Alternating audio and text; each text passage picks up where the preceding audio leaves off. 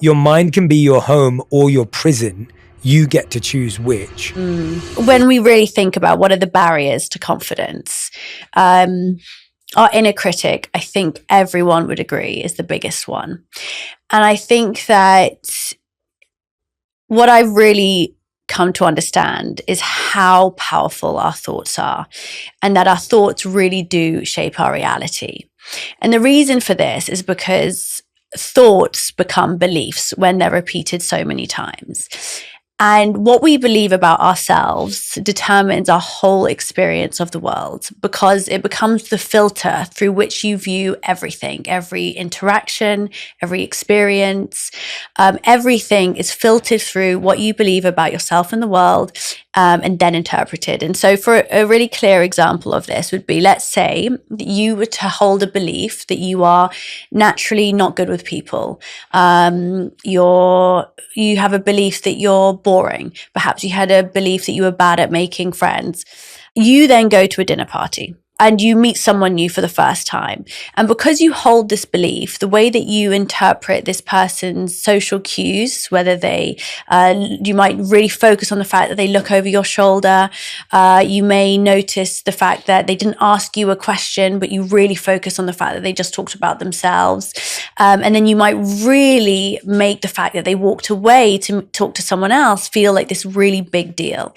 And as a result of the fact that you're viewing it through this lens of, I know I'm not good with people, or I'm not good at making new friends, what happens is you're focusing on the wrong cues, and then you likely become a bit defensive. And then you create a self-fulfilling prophecy.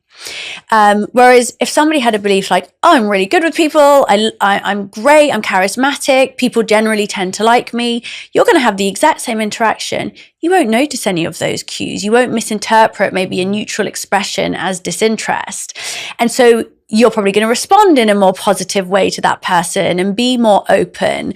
And then you'll reinforce that belief in yourself. And so this is happening all the time in our lives. And it's a lot easier for our brains to actually just find evidence to support what we already believe, rather than kind of find conflicting evidence and then have a new way of thinking. Yeah.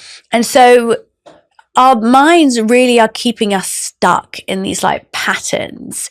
And I describe it like this in the book. Imagine that you're a comedian on stage, and you're on stage and you're giving your set, and the audience are booing you. They're like, get off the stage. And essentially they're heckling you.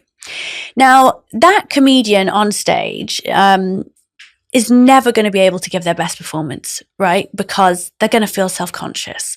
They're going to feel nervous. They're going to be overthinking everything that's coming out of their mouth. And so it's not going to be as relaxed. They might stumble on their words. But if they were to go out and give the same set and the audience was there cheering them, like laughing, they are going to be so much more likely to deliver their best. Their jokes are going to be funnier. They're going to remember things. It's going to be a fantastic show. Now, in our lives day to day, we are heckling ourselves. And so how do we expect ourselves to be able to put our best foot forward?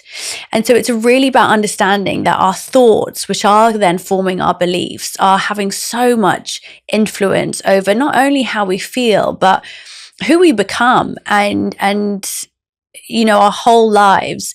And so being able to master your thoughts really is the kind of like first of these 8 steps to knowing your worth.